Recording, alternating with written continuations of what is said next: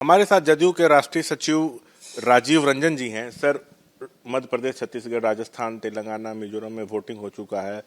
कई अलग अलग चैनल्स के एग्जिट पोल भी आ रहे हैं, अलग अलग चीजें दिख रही। किसी में दिख रहा है कि मध्य प्रदेश, छत्तीसगढ़, राजस्थान में बीजेपी की सरकार बन जाएगी। किसी में दिख रहा है कि छत्तीसगढ़ और यहाँ पे मध्य प्रदेश में कांटे की टक्कर है। कहीं दिख रहा है कि मध्य प्रदेश में कांग्रेस की सरकार आ रही है, तेलंगाना में कांग्रेस की सरकार आ रही है। तो मिला जुला दिख रहा है।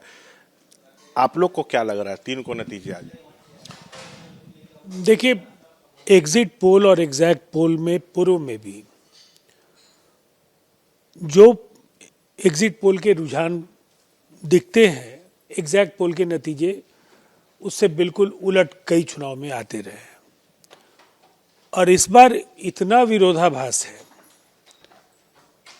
9 से 10 एजेंसीज के द्वारा सर्वे कराया गया और इन तमाम सर्वेज के निष्कर्ष बिल्कुल अलग अलग दिखते हैं। और वैसे में इनके आधार पर कोई भविष्यवाणी किए जाने का कोई औचित्य नहीं है।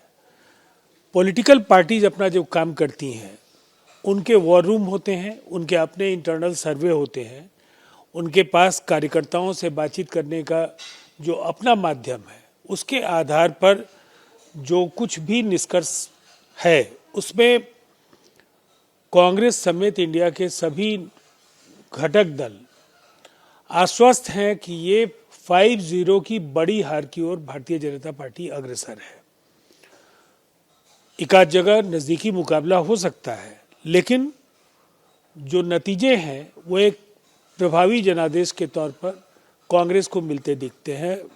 और बिल्कुल साफ है कि ऐसे में जब आप एक तरफ मिजोरम देखें, जहां मणिपुर का साइड इफेक्ट दिख रहा है, मणिपुर में जो भारतीय जनता पार्टी के कुशासन की वजह से जो उत्तर पूर्व के हालात पैदा हुए, उसका खामियाजा उन्हें मिजोरम में भुगतना पड़ रहा है।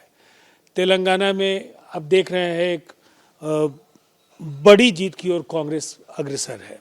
वहीं जिन 3 राज्यों में जिसकी चर्चा ज़्यादा है राष्ट्रीय माध्यमों में, इन तीनों राज्यों में कांग्रेस एक बड़ी जीत की ओर है।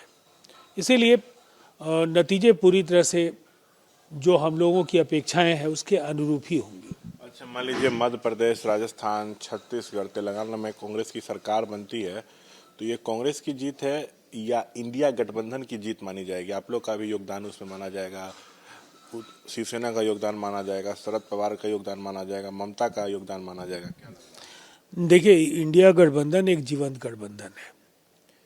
इसमें जो भी शामिल दल है, उसमें राष्ट्रीय पार्टी और क्षेत्रीय दल सबका अलग अलग राज्यों में अपना अपना आधार है।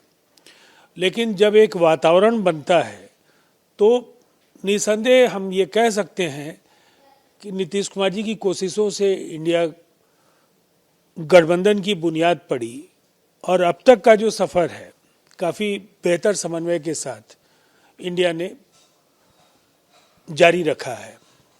इस दौरान जो पूरे देश में एक उम्मीद बंधी है कि भारतीय जनता पार्टी और नरेंद्र मोदी जी के कुशासन से इस देश को मुक्ति दिलाने का काम इंडिया ही कर सकती है। और निसंदेह इन चुनाव में चाहे बाकी क्षेत्रीय दलों की वहाँ भूमिका हो या नहीं हो, लेकिन वातावरण भारतीय जनता पार्टी के खिलाफ जिस कदर बना है, निसंदेह उसमें इंडिया का बड़ा योगदान है। क्या कांग्रेस इसको मानेगी? अगर मान लीजिए जीत जाती है कांग्रेस, को कहेगी तो मेरी जीत है? देखिए, निश्चित तौर पर कांग्रेस को इस जीत का सेहरा बांधने का पूरा अधिकार है, लेकिन कांग्रेस के नेता भी इस बात को स्वीकार कर लेंगे कि जो वातावरण पटना की इंडिया की शुरुआती बैठक से बनना शुरू हुआ और जो बेंगलुरु से लेकर मुंबई और उसके बाद जिस तरह से लगातार आपस में जो बातचीत होती रही और जिस रणनीति पर हम काम करते रहे हैं, उसका नतीजों पर जरूर असर पड़ा है। बीजेपी का 5 राज्य में सुपर साफ हो रहा है। हमें तो यकीन है कि जनता ने मन बना लिया है और ये एक बड़ा जो संदेश है वो 2024 में लोकसभा चुनाव कहीं ना कहीं भारतीय जनता पार्टी के शासन के अंत का भी ये संदेश होगा। तो ये थे राजीव रंजन हमसे बातचीत करते हुए। कैमरा पर्सन विशाल राय के साथ शशांक कुमार, एबीपी न्यूज, पटना।